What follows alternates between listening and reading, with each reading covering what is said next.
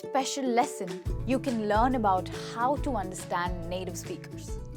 I know even after studying English for several years, some English learners find it difficult to understand native speakers. Is that true for you as well? However, there are some simple things that you can do to improve your English. And not only that, there are certain things that you can do to improve your listening skills as well, which in turn makes it easier for you to understand native speakers. So if you want to improve in this area of your English, then you need to watch this complete lesson with me. You'll see 5 simple tips that you can use to understand native English speakers more easily. My name is Michelle and you're watching me on Let's Talk, the place to learn real communication. Look at this sentence. I am from India. Imagine you're talking to someone. How would you say it? Well, you have 2 options. Would you say the sentence like, I'm from India, with the contraction I'm? Or would you say the full sentence, speaking every word separately? More like, I am from India. Okay, which one sounds more natural? Now think about a few more sentences. Listen to this.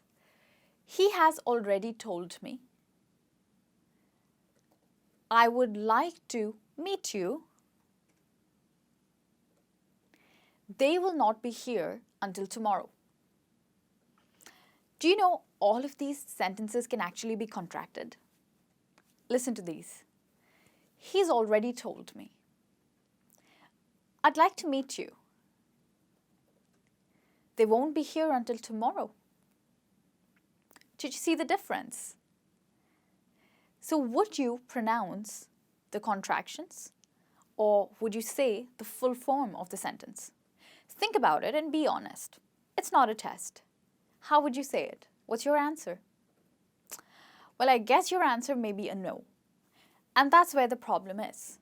So many English learners don't use enough contractions when they speak. So they might actually know what contractions are, but they don't use it when they speak.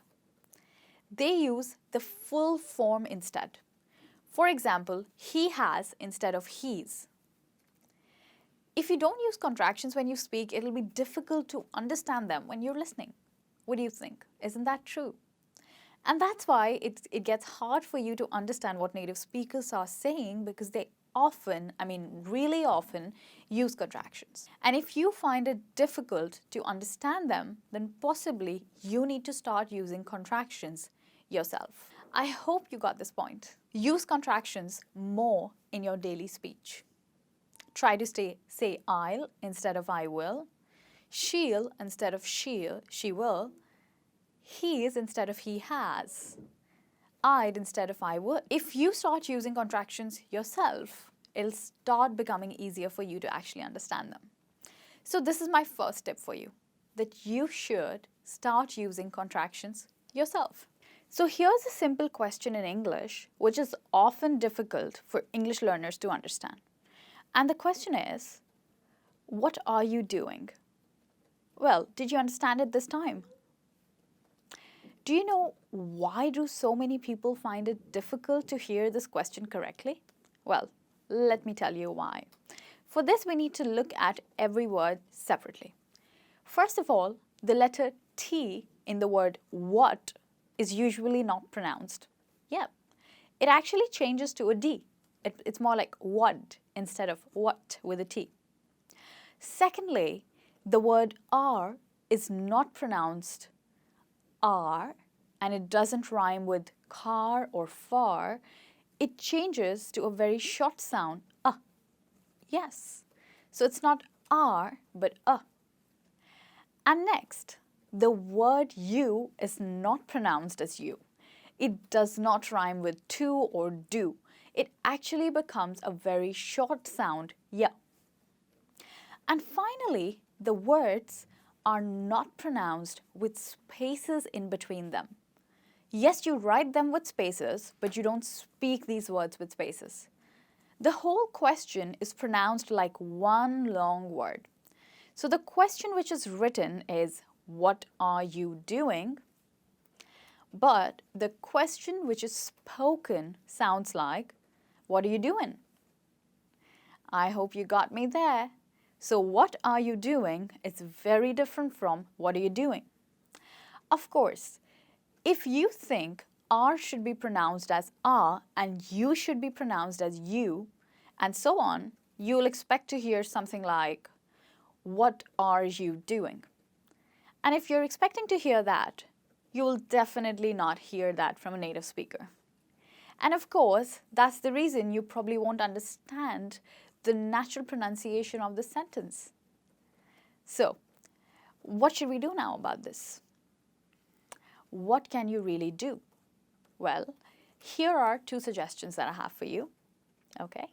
The first suggestion is learn about weak forms. So weak forms are like a.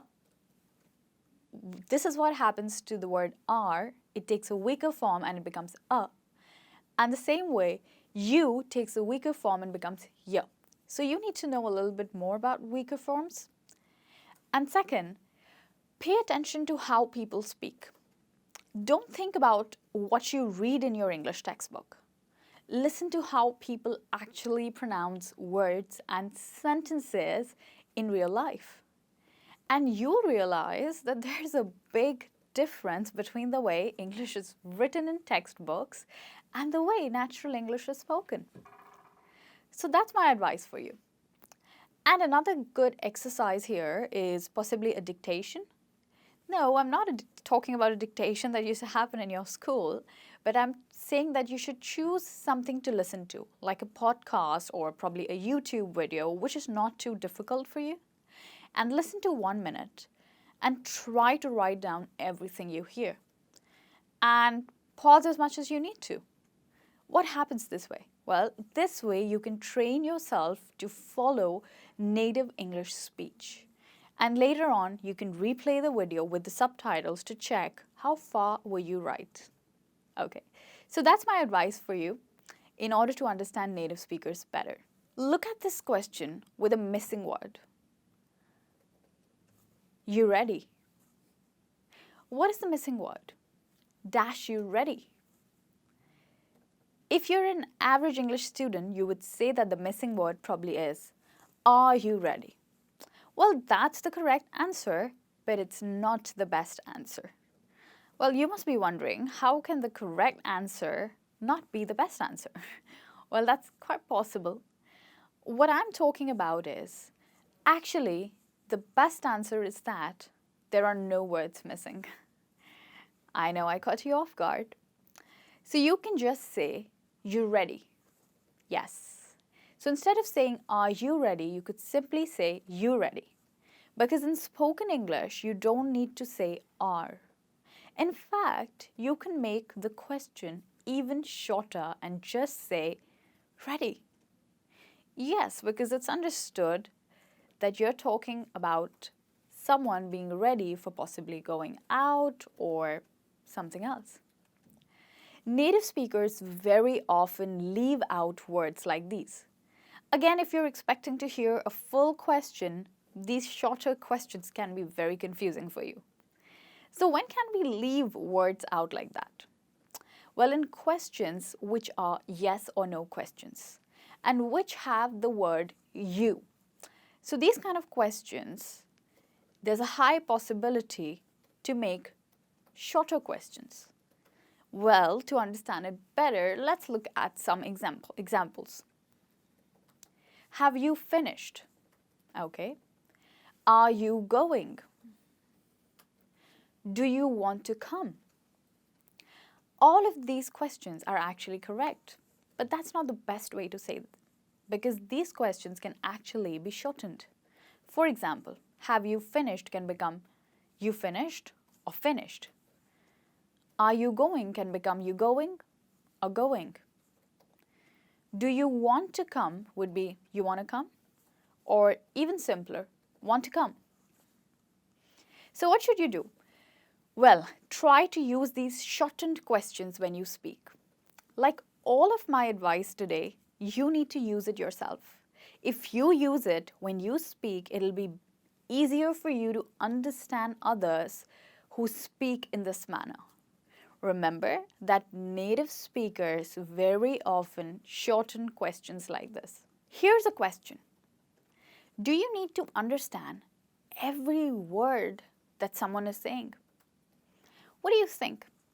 Do you know very often English learners focus on the parts they don't understand instead of the parts that they understand? And that's natural, but it's not quite helpful.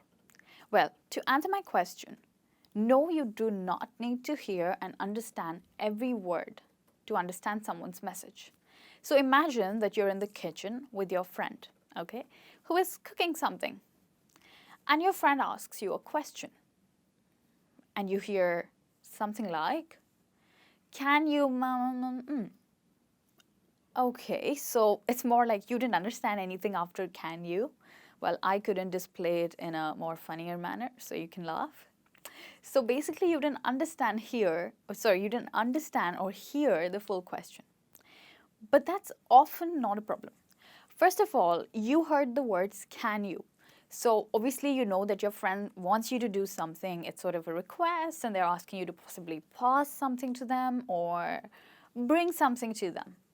Secondly, you're in the kitchen, you're cooking. So whatever your friend wants, it's almost certainly connected to that. Probably your friend needs you to help with something or give them something. By using the context, you can often understand someone. By context, I mean the situation. So even if you haven't heard all the words, by knowing what the situation is, you can understand what they're saying. But, you say that's not really understanding native speakers. I want to understand native speakers, not guess what they mean. Well, native speakers do this too. Do you know that? And you probably do it in your own first language. So basically, there's no reason why you shouldn't do it in English. We all often try to understand things from the context. Many times, it may not be the pronunciation, but just that the person isn't audible, and that's why you don't understand. So don't think, I don't know the word, so I can't understand the sentence. It's not true. None of it. And none of this works. So use another simple trick. Ask. Yep. If you cannot use any of the strategies that I've told you, just ask. Ask the person, what did you say?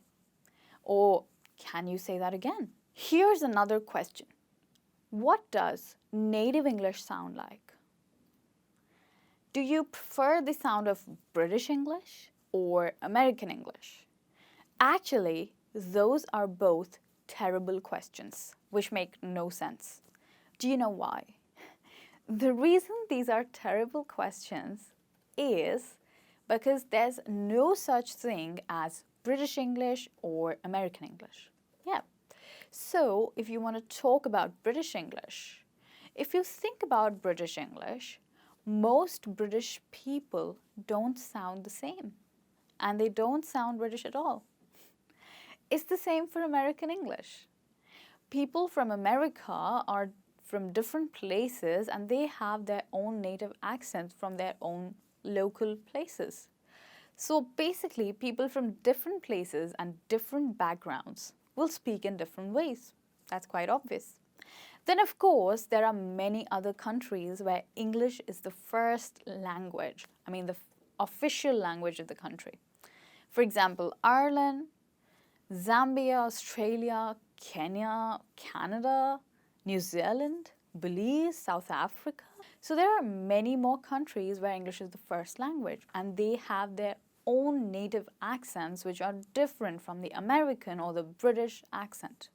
So the world of English is actually much bigger than the UK and the US, and you'll be a better English speaker and listener if you realize this. Unfortunately, many English learners react negatively when they hear a native speaker speak in a manner that they don't understand. And they often complain about their pronunciation, their accent. Sometimes I've heard students say things like, I don't like that person's pronunciation, or that person doesn't speak good. I prefer British English, or I prefer American English. I prefer only English. That person's English sounds wrong. I can't understand. Have you used any of these statements? But here's the thing. In a real life situation, like a job or an interview, a meeting, a party, you'll meet native speakers from all over the world, different places, with again different accents.